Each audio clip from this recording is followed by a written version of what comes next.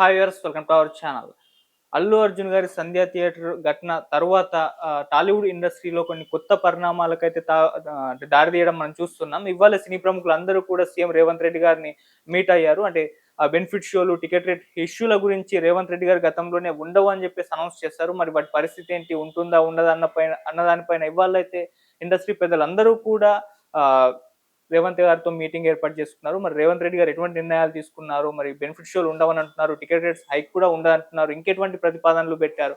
వీటన్నిటిని ఏ విధంగా చూడొచ్చు? ఇప్పుడు ఇదే అంశం మీద డిస్కస్ చేయడానికి ప్రెజెంట్ మనతో పాటు అమరావతి బహుజన జేఏసీ పోతుల బాలకోటయ్య గారు ఉన్నారు. వారితో ఒకసారి డిస్కస్ చేసి తెలుసుకుందాం. సార్ నమస్కారం సార్. నమస్తే ఆదిత్య. సార్, ఒక ఘటన 'సంధ్య' థియేటర్ ఘటన తరువాత రేవంత్ రెడ్డి గారు అసెంబ్లీలోనే అనౌన్స్ చేశారు. నేను ఉన్నంత కాలం టికెట్ రేట్స్ హైక్ ఉండదు, బెనిఫిట్ షోలు ఉండవు అని చెప్పేసి ఆయన చెప్పారు.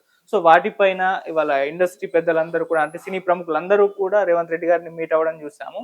సో ఈ మీటింగ్ లో కొన్ని ప్రతిపాదనలు అయితే చేశారు. అందులో మేజర్ గా చూసుకుంటే బెనిఫిట్ షోలు ఉండవు అని చెప్పేసి అనౌన్స్ చేశారు. టికెట్ రేట్స్ హైక్ కూడా మొదటి 3 షోలకు ఉండవన్నట్టుగా మాట్లాడారు. మరి ఈ కొత్త పరిణామాలకు తాతీయడం, ఇంకా తీసుకున్న ప్రతిపాదనల పైన ఎంటర్ గా మీ ఒపీనియన్ సార్, మీరు ఏ విధంగా చూస్తారు వీటిని?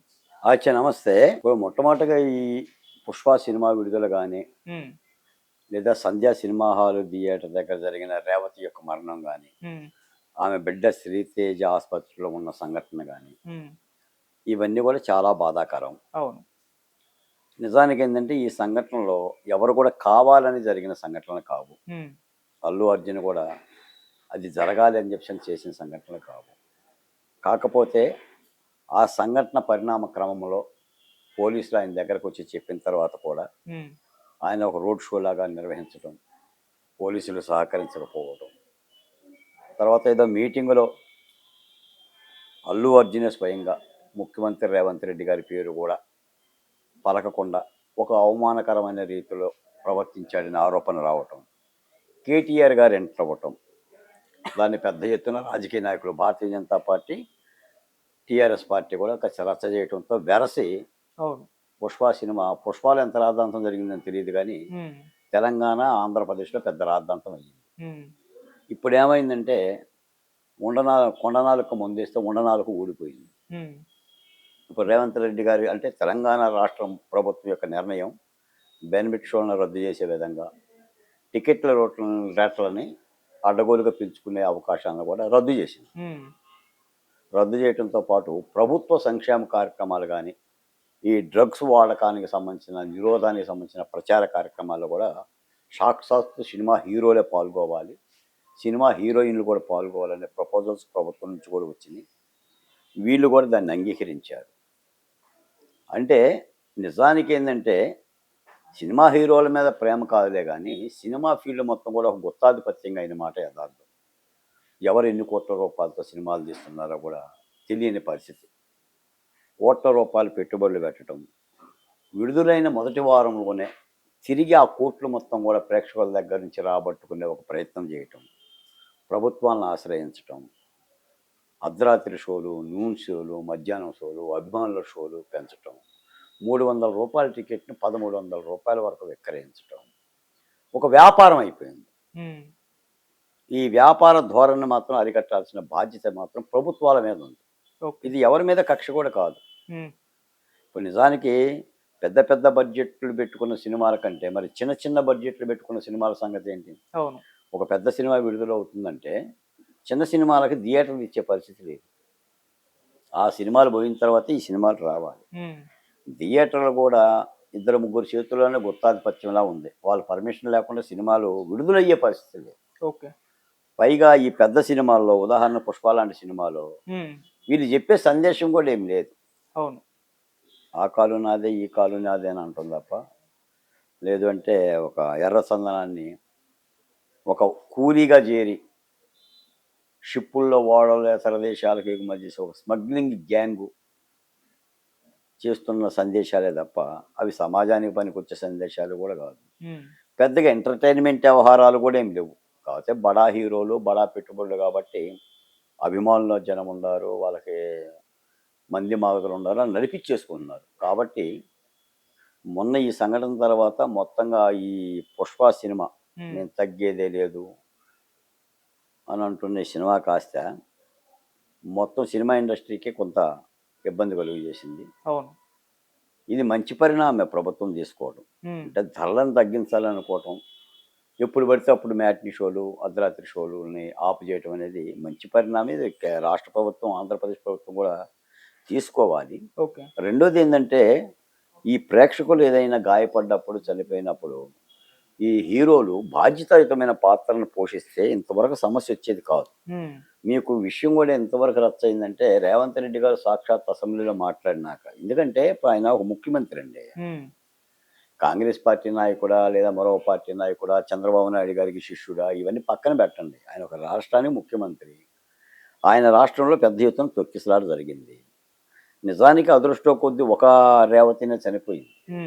అదే 7 మంది చనిపోతేనండి, ఆ బౌన్సర్లు, ఆ తోపులాటలు, అర్జున్ గారు వెళ్ళటము, 3 వాహనాలను గేట్లు తెరిచి ఆహ్వానించటము, పోలీసులు ఇబ్బంది అవుతుందని చెప్పి వాళ్ళు చెప్పటము, ఆఖరికి థియేటర్లో ఉన్న అర్జున్ గారికి ఇలా సంఘటన జరిగిందని చెప్పేసి అన్నా కూడా అయ్యో అని చెప్పేసి అని పశ్చాత్తాపం ప్రకటించకుండా నేను తర్వాత వెళ్తానని చెప్పేసి అని ఏదో అన్నాడని చెప్పేసి అని అంటాం. తర్వాత సంఘటన జరిగిన తర్వాత కూడా సరే కేసు అయ్యింది.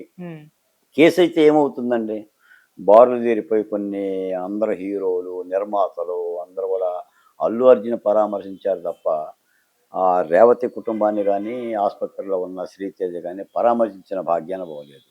తర్వాత ఇదంతా కూడా రేవంత్ రెడ్డి గారు మాట్లాడిన తర్వాత, మీలాంటి మీడియా, నాలాంటి వాళ్ళు కూడా అందరూ మాట్లాడిన తర్వాత ఇది పద్ధతి కాదు, ఇది ధర్మం కాదు, ఇది చాలా జుగుప్సాకరంగా ఉంది, ఇది అల్లు అర్జున్కి తలవంపులు అని అన్న తర్వాత ఇప్పుడు కాస్త బారులు పడి మైత్రి మూవీస్ వాళ్ళు ₹1 కోటి, అల్లు అర్జున్ తండ్రి అరవింద్ గారు ఒక 50 లక్షలు, ఇలా కొంత అందరూ కూడా ఆర్థిక సాయం చేసే పరిస్థితి ఉంది. రాష్ట్ర ప్రభుత్వం కూడా ఆ సహాయం చేసే విషయంగా ఉంది.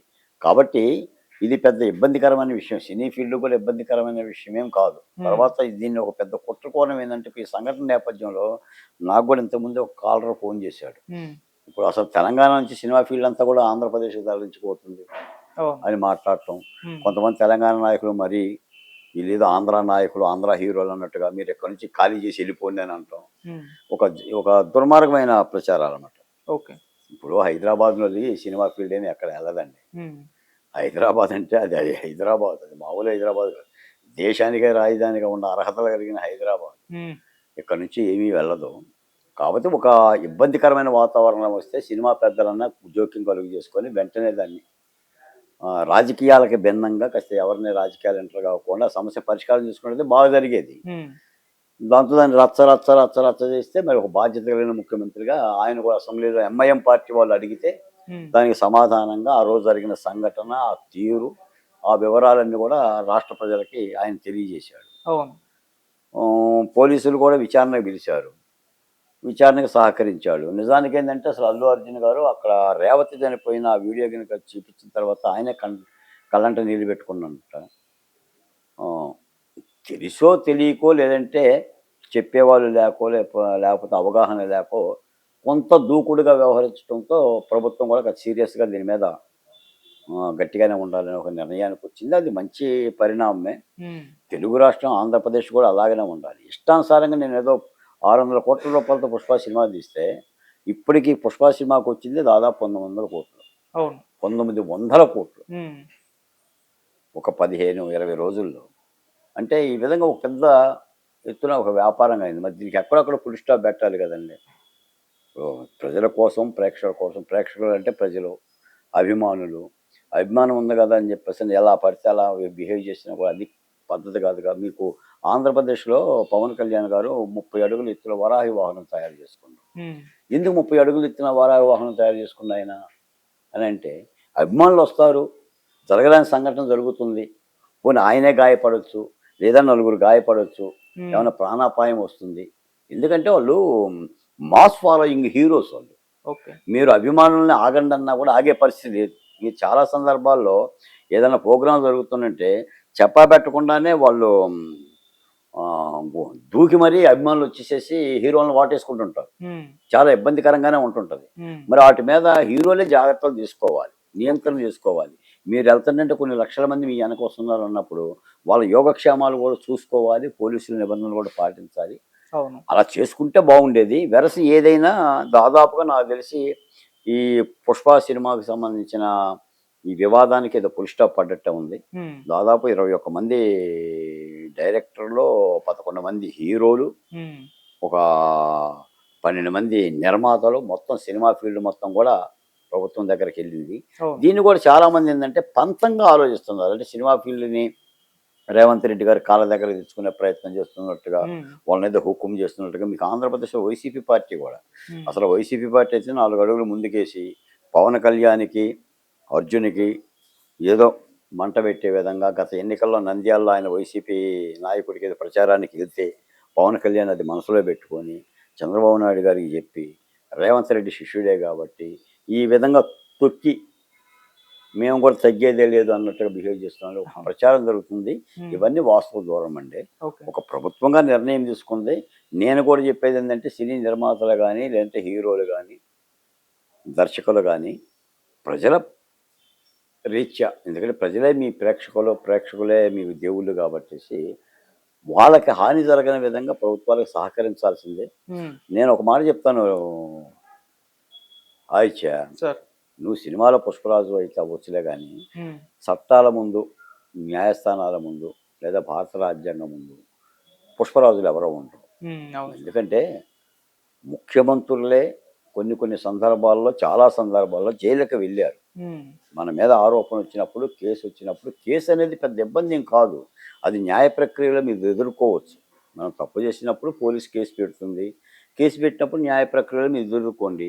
అల్లు అర్జున్ అంత సాదాసీదా హీరో ఏం కాదు. ఇప్పుడు కింది కోర్టు ఎప్పుడైతే రిమాండ్ వేసిందో, రిమాండ్ కాగితాలు బయటికి రాకముందే హైకోర్టు మధ్యంతర బెయిల్ ఇచ్చింది. ఆయన కెపాసిటీ అక్కడే అర్థమవుతుంది. కాకపోతే ఆ కాగితాల ప్రక్రియలో కొన్ని గంటల వ్యవధి ఆలస్యం అవ్వటం మూలాన ఒక 4 గంటల పాటు జైలుకి వెళ్లాల్సి వచ్చింది. ఓకే. ఆయన ఆ రోజు అక్కడ నిద్రపోయింది కూడా ఏం లేదు. హ్మ్. వచ్చిన అభిమానులతో మాట్లాడుకుంటూనే బయటకు వచ్చేసాడు. హ్మ్. పైపెచ్చు ఆ కేసులో మొత్తం 18 మంది అండి. 11వ వ్యక్తి అర్జున్. అల్లు అర్జున్. అవును. నలుగురు ఆల్రెడీ జైలుకి వెళ్ళారు. బెయిల్ మీద కూడా వచ్చారు. ఓకే. అంటే దీన్ని ఆ సంఘటనగానే చూడాలి తప్ప హ్మ్. దీనికేదో రాజకీయాలు ఆపాదించి దీని పట్ల ఏదో కక్షపూర్తిగా వ్యవహరిస్తున్నారు కాబట్టి అల్లు అర్జున్ యొక్క సామాజిక ఓట్లన్నీ కూడా కాంగ్రెస్ పార్టీకి వ్యతిరేకం, లేదంటే తెలుగుదేశం పార్టీకి వ్యతిరేకం అవుతుంది. హ్మ్. అసలు పవన్ కళ్యాణ్ గారు నోరే ఎందుకు మెదపట్లేదు, ఈ విధమైన కొసర ప్రశ్నలు అయితే పెద్ద అర్థవంతం కాదు. హ్మ్. తప్పనిసరిగా ప్రభుత్వాలు అలాగనే చేస్తాయి. ఇదే సంఘటన సంధ్యా థియేటర్ సంఘటన ఆంధ్రప్రదేశ్లో జరిగినా కూడా హ్మ్. పవన్ కళ్యాణ్ గారు ఈ విధంగానే చేస్తారు. ఓకే. తప్పనిసరిగా బాధ్యత పడమని చెప్పని చెప్తారు తప్ప ప్రభుత్వాలు వేరు, ఈ సినిమా హీరోలు వేరండి. ఏదైనా ప్రభుత్వం చూసుకోవాలండి. కాబట్టి ఆ నేపథ్యంలో ఈ కలవటం అనేది కూడా సినీ ఫీల్డ్కి అవును. మంచి శోభనమైన దిల్ రాజు గారి దగ్గరుండి బాధ్యత అవును. పడి అందరిని తీసుకెళ్ళిపోయి హ్మ్. ఆ సమస్యని రగలకుండా మళ్ళీ హ్మ్. తిరిగి రచ్చరచ్చ కాకుండా, మరి దీని మీద మళ్ళీ టీఆర్ఎస్ వాళ్ళు ఏం మాట్లాడతారో, లేదంటే